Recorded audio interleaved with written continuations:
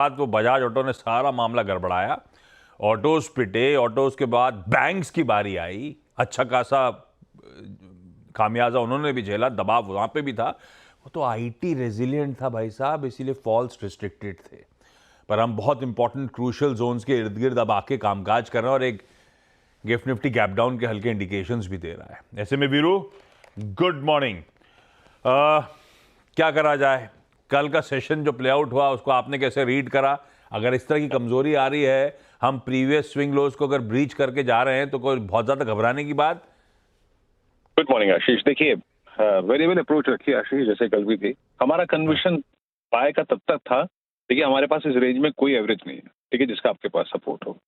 कल भी हमारा सिर्फ कन्विक्शन था 850 913। क्या था वो पुट राइटर्स का जोन था। जैसे ही टूटा, जैसे मैंने कल कहा भी था, मॉर्निंग कमेंट्री में क्लियरली मेंशन था, ये टूटेगा तो आपको 750 मिलेगा। 750 मिल गया। अमूमन फर्स्ट इंस्टेंस में 694 नहीं टूटना था, नहीं टूटा। देखिए आशीष, कल एफआईएस की सेलिंग कैश में बहुत स्ट्रॉन्ग है, डीआईएस की सेलिंग, डीआईएस की बाइंग है। हालांकि एफआईएस ने इंडेक्स बहुत नहीं बेचे, 132 करोड़ रुपए का, 265 करोड़ रुपए का स्टॉक फीचर उन्होंने बाय किया कल के सेशन में। क्रिटिकल क्या है आप समझ लीजिए, कल के ब्रेकडाउन के बाद चार्टिकली सेटअप आपका बहुत खराब हो गया, बहुत खराब हो गया। सारे कॉल राइटर्स, अगर आप इस weekly contract, newly commenced weekly contract के देखें तो वो प्लेस्ड हैं अब 3 स्ट्राइक्स पे, 25, 24, 9, 24, 8। नीचे पुट राइटर अगर कहीं पर विजिबल है आशीष, तो वो है 24,500 की पुट, मंथली में, वीकली में। सो निफ्टी के ट्रेडर्स क्या करें? जब तक RS1 856 913 बाइसेक्ट नहीं हो रहा, तब तक सेल ऑन राइज रहेगा। यानी जब तक RS1 नहीं बाइसेक्ट हो रहा है, it will be sell on rise trade. नीचे क्या? नीचे 694 यानी 7 अक्टूबर का लो, वो बहुत क्रिटिकल है आशीष।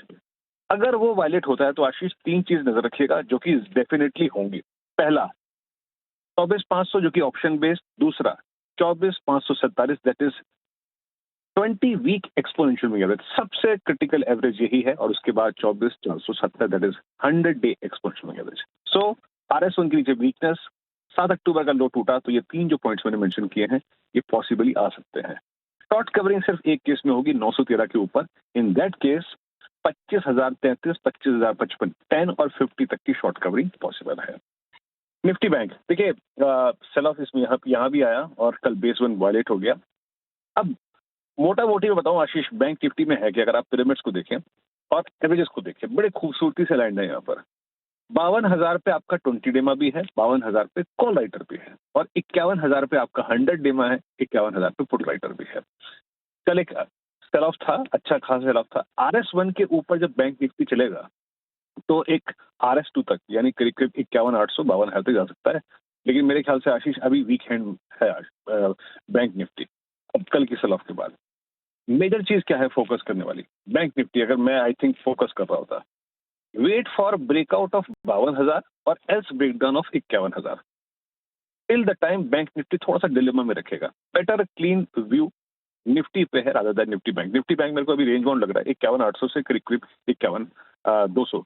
बट अगर 51,000 बैंक निफ्टी वायलेट होता है, पेन तब पड़ेगा सिस्टम का आशीष। लीजिए भैया, निफ्टी बैंक की ये बढ़िया सी स्ट्रेटेजी। अब मुलाकात कब होगी? दोपहर में आ रहे हो या अब मंडी सुबह मुलाकात होगी? सोमवार को, आज कुछ जरूरी काम में जरा फंसा हुआ है बहुत दिनों बाद। चलिए कोई नहीं, बढ़िया है। ये रही बढ़िया सी, एंजॉय करिए अपना एक्सटेंडेड वीकेंड। आप एक्सटेंडेड क्यों, लॉन्ग वीकेंड हुआ। लॉन्ग वीकेंड बहुत सारे एक्सटेंडेड नहीं है, काम बहुत सारे। मुलाकात होती है आपसे मंडे को। हर्षदा के पास चला जाए भाई।